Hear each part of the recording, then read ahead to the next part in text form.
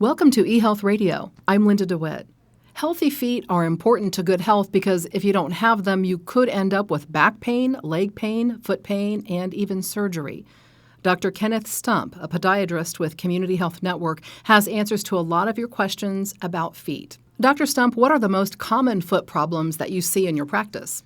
Well, the most common things that we see in our practice would probably have to be bunions, hammer toes, heel pain, flat feet, and a wide variety of sports injuries, including fractures, tendonitis, the things that you get from overuse type of injuries.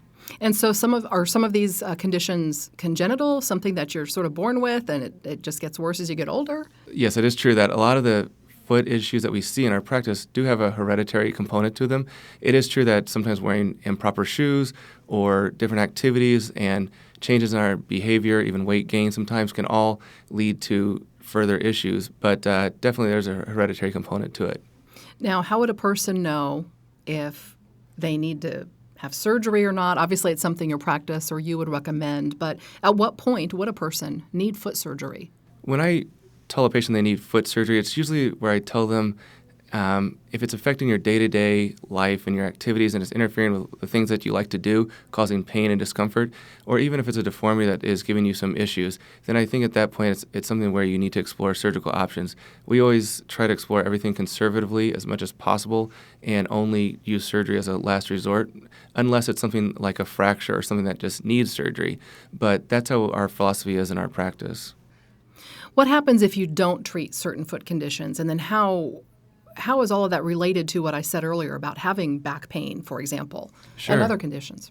So if you leave things neglected and you don't approach them in a timely manner, almost every foot deformity and every foot condition usually does progress and does get worse. A lot of times I'll ask patients and say, well, I know your foot pain is this now and this deformity looks like this now, but can you think back 5-10 years ago, how did it look at that time? And they usually say, yeah, it has gotten worse. And you're right, as far as the back pain goes, everything is connected. And if you think about it as your feet are the foundation for your body, and if you think about it as your body as a skyscraper, then you have to have a good foundation, and those are your feet. So if anything is out of alignment, then you can imagine how your back, hips, knees, etc., can all be out of alignment as well. Okay. Bunions, a big, big, big problem for women. True. Particularly, I suppose, as they get older, although I've seen younger women that have them too. What causes them, and what is the treatment? So a bunion is basically a deformity in the big toe joint where a lot of people think that it's a growth of bone or even a bump. It's not necessarily that's not necessarily the case. What it is actually a deformity in the big toe joint where the metatarsal, which is one of the long bones of your feet, starts to deviate, and which causes your big toe to actually drift towards your second toe. It becomes very painful, and you do see it. Seems to be more common in women, but not necessarily always the case. Men are equally can get it as well, and So as far as treatment would go, is that something that you would have to have surgery for? Well, not always. It depends. Again, it goes back to if it's something that affects your day-to-day activity, surgery is definitely an option. A lot of times we try to start conservatively with recommending wider shoes. Some padding in the shoe sometimes will help, and even orthotics or custom inserts will make a difference. But ultimately, surgery usually is needed to correct the deformity.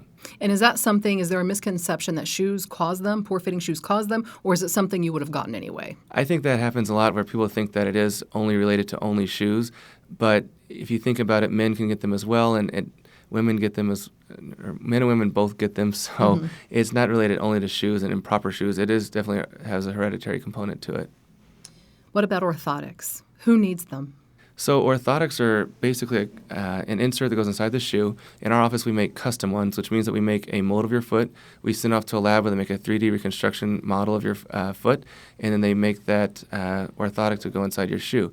They are great for treating everything from bunions and flat feet and different types of ailments with the feet. And there are a lot of different things that they can be used for, but not everybody needs them, and but the ones who do need them really greatly benefit from them.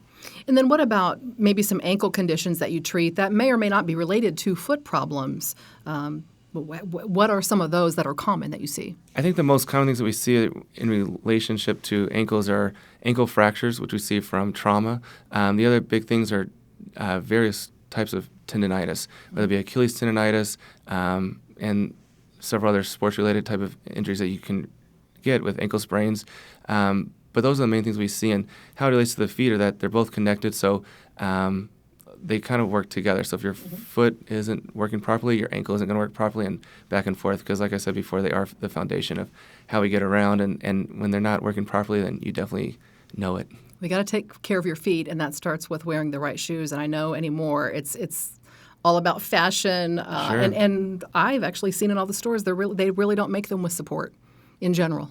There's some truth to that, and you're absolutely right. When I tell patients to make sure they're in a good, proper fitting shoe, there are a few things I always let them know. One of them is some easy tricks. One is go to buy your shoes at the end of the day. Usually your feet are more swollen at the end of the day, so your foot size might actually go up a size. So then you know that you're not buying shoes too small. The other thing is when you buy shoes, to make sure that there's a good finger's width between the end of your longest toe and the end of the shoe, so they're not too tight. And then the other thing that I like to recommend to my patients is that they can go to a specialty running shoe store if they're looking for a special running shoe to make sure they can stay on their feet and keep running if that's something they're interested in doing. But yeah, shoes do play a major role in this, and you want to make sure you're in the right shoe for you. Very good tips. Dr. Kenneth Stumpf is a podiatrist with Community Health Network. To make an appointment with him, you can call 317-843-2613. For more information, visit bantapodiatry.org.